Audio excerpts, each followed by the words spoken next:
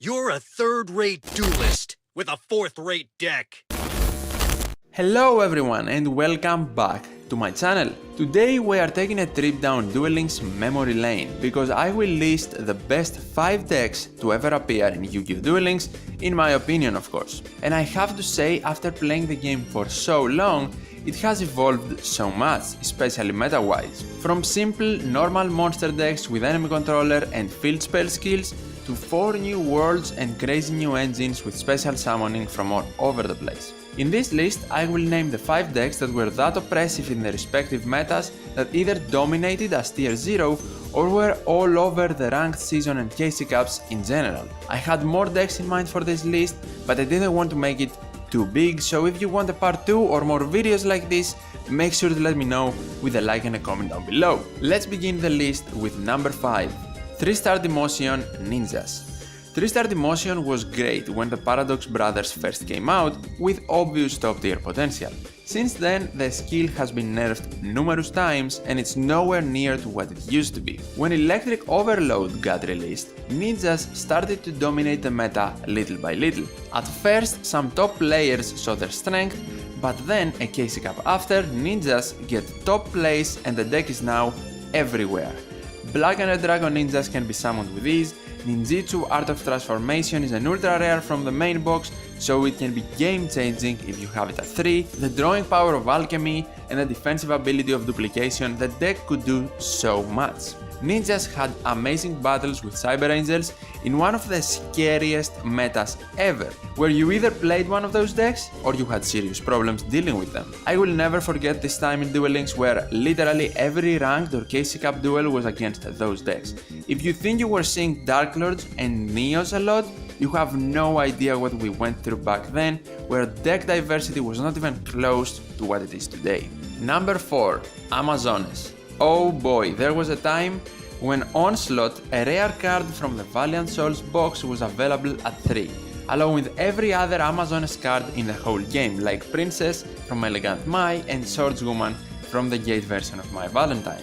The Princess Onslaught combo was so dominant that the deck instantly became top tier to no one's surprise.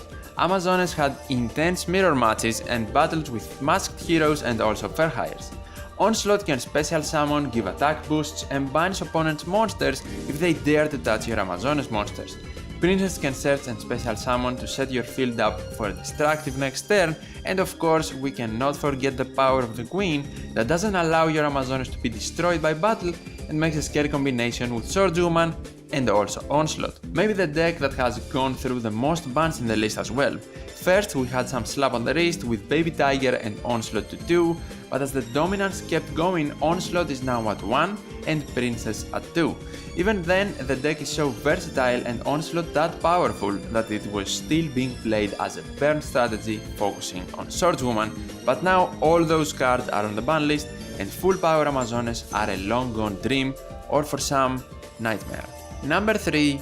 Sylvans. Yes, they kind of came back recently, but things are so different and they are not even at full power with Rose Lover still on the ban list and Grid nerfed. It was a simpler meta when they came around in an 80-pack mini box, I might add, Rampage of the Forest. With pre-nerf Grid at the time, the skill was just a perfect match. Komasrumo is the main monster card to send monsters in the grave and also deal with back row when he goes to the graveyard. Marsalif to deal with monsters, Hermitry for attack points and some drawing power, Guardiac with more attack points and of course, Carrot Weight Champion who gels in the deck so nicely. The deck could deal with everything and was dominating KC Cups and also ranked. People started to counter it, but the deck did not lose power before the inevitable nerf of cards and also skill. I have to say, Sylvans has to be one of the most hated decks ever as well in Duel Links. Imagine that now that it's kind of back, it can still do good in a game that has evolved so much, which alone says a lot about how great it was at its peak. Number 2. Cyber Angels. You didn't have bad flashbacks yet? Well, now is your time, because Cyber Angels are here. A deck that arrived not in a mini box, not in a main box, but with farmable cards along with the first ever Severed World, Yu-Gi-Oh! GX, by being part of Alexis Rhodes' rewards. The deck was just amazing, and the most consistent and dominant ritual deck ever. If you just know Vendread as a dominant ritual deck, let me tell you, full power Cyber Angels look at Vendread and they are having a hysterical laugh. The deck with 3 Dakini, 3 Cyber Angel Ritual, 2 Petite Angel and the rest of the crew was close to unstoppable. Maybe even unstoppable if you didn't have enemy controller available to you at the right time. Konami has now made 3 Idatan possible, and I have to say, all of us that played back then are glad that we didn't have 3 available at the time, because it would have been immense power. As I already mentioned, Cyber Angels had top tier battles with ninjas, but even Gladiator Beasts and Hazy Flame. I still remember like it was yesterday trying to compete with my Destiny Draw Hazy deck in all the madness, trying to get my second ever King of Games title. When Dakini was summoned against you, you needed to make a choice. To send your own monster in the graveyard, and if you had more monsters on the field, Dakini would run over them too most likely, especially with the Idatan attack boost. Your life points were the only target for her, because not even defense monsters could stop her from damaging you with piercing.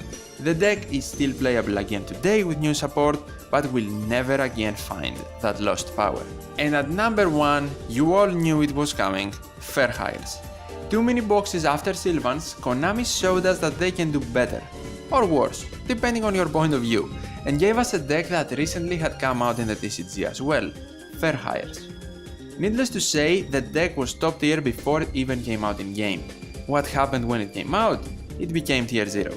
The best deck to ever grace Duel Links in my opinion, easy to build, easy to play and have success with. All the low attack monsters could special summon another Fair Hire monster from your hand and then activate their effect. Beat, the Searcher, Dampa, the Monster Destroyer, Recon, the Face Down Destroyer and Strategist, the Recycler.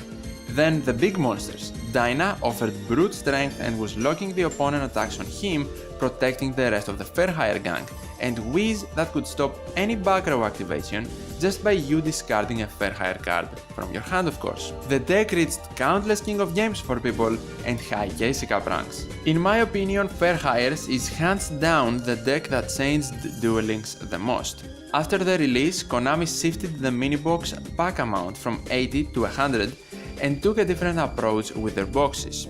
As all the decks on this list, Fair Hires also have suffered limitations and can now be stopped from way more cards, not only Canadia, Floodgate and Econ Take on Summon. And that is my list. Share your opinion in the comments down below and tell me if you would like to see more videos like this one because I had so much fun making it.